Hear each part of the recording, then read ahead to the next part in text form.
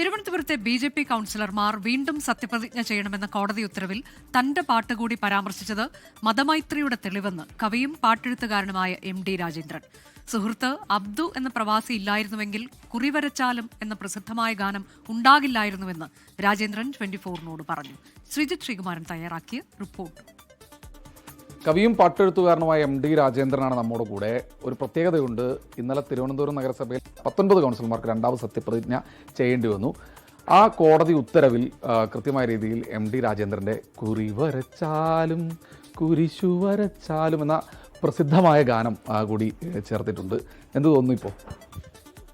ഈ വിധി വാസ്തവത്തിൽ ആ പാട്ടിൻ്റെ ഒരു ജാതകത്തിലുള്ളതാണെന്ന് എനിക്ക് തോന്നുന്നു. കാരണം ഇത് സത്യത്തിൽ അത് പറയാൻ നിവൃത്തിയില്ല. സത്യത്തിൽ ഈ കാസറ്റ് ഗൾഫിലുള്ള എൻ്റെ സുഹൃത്തുണ്ട് അബ്ദു, എൻ്റെ വലിയ അടുത്ത സ്നേഹിതനാണ്, കലാകാരനാണ്. അപ്പോൾ പുള്ളി ഒരു കാസറ്റ് ഇറക്കാൻ ആഗ്രഹിച്ചു, ഗൾഫ് മലയാളികളെക്കുറിച്ചൊക്കെ പറഞ്ഞിട്ട്. അപ്പോൾ ഞങ്ങൾ തമ്മിലുള്ള ചർച്ച ഒരു വലിയ സൗഹൃദമായതുകൊണ്ട് നല്ലൊരു പാട്ട് ജനിച്ചു. അങ്ങനെയാണ് ഇതിൻ്റെ ആദ്യം കുറി വരച്ചാലും കുരിശു വരച്ചാലും കുമ്പിട്ട് നിസ്കരിച്ചാലും അവിടെയുള്ള മലയാളികളും എല്ലാവരും ഒന്ന് എന്ന അർത്ഥത്തിൽ ഞാനൊരു പാട്ടുണ്ടാക്കി. അബ്ദു അത് വളരെ കഷ്ടപ്പെട്ടൊരു ഉദ്യാൻ കാസറ്റ് ഇറക്കി. അങ്ങനെയാണ് ആദ്യം വരുന്നത്. കോടതി ഇങ്ങനെ ഒരു നിരീക്ഷണം നടത്തിയപ്പോഴേ കോടതിയിൽ ആ വാചകത്തിൽ വിധിപ്പകർപ്പിൽ ഉൾപ്പെടെ അത് രേഖപ്പെടുത്തിയിട്ടുണ്ട്. അത് എന്ത് തോന്നിയപ്പോൾ? സന്തോഷം തോന്നിയോ?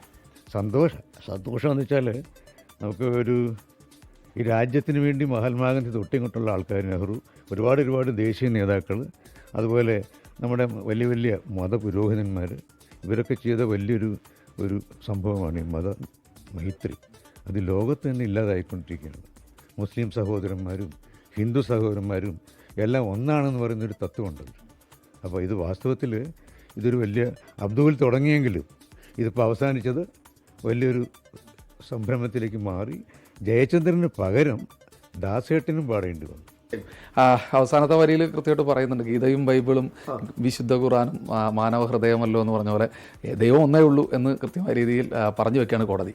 മാത്രമല്ല ഈ പാട്ട് കേട്ടിട്ട് അബ്ദു എന്നെ വിളിച്ചിരുന്നു, മനസ്സിലായില്ലേ? അപ്പോൾ അബ്ദു ചോദിച്ചു, സാറേ എൻ്റെ ഇതിൻ്റെ പറഞ്ഞില്ലല്ലോ എന്ന്. അപ്പോൾ ഞാൻ സ്പെഷ്യലായിട്ടത് പറയും. ഫൈസൽ കാസറ്റായിരുന്നു ആദ്യം ഇറക്കിയത്. അതാണ് എം.ഡി. രാജേന്ദ്രന് പറയാനുള്ളത്. സന്തോഷത്തിലാണ്. ഗീതയും ബൈബിളും വിശുദ്ധ ഖുർആനും മാനവ ഹൃദയമല്ലോ അദ്വൈത ഭാരത ഹൃദയമല്ലോ എന്ന് പറയുന്നത് പോലെ ഏറ്റവും മനോഹരമാണ് ആ വരികൾ. അത് കോടതി പോലും അംഗീകരിച്ചിരിക്കുന്നു. ബിനേഷ് ബാബുരാജിനൊപ്പം ശ്രീകുമാരൻ, 24 തൃശ്ശൂർ.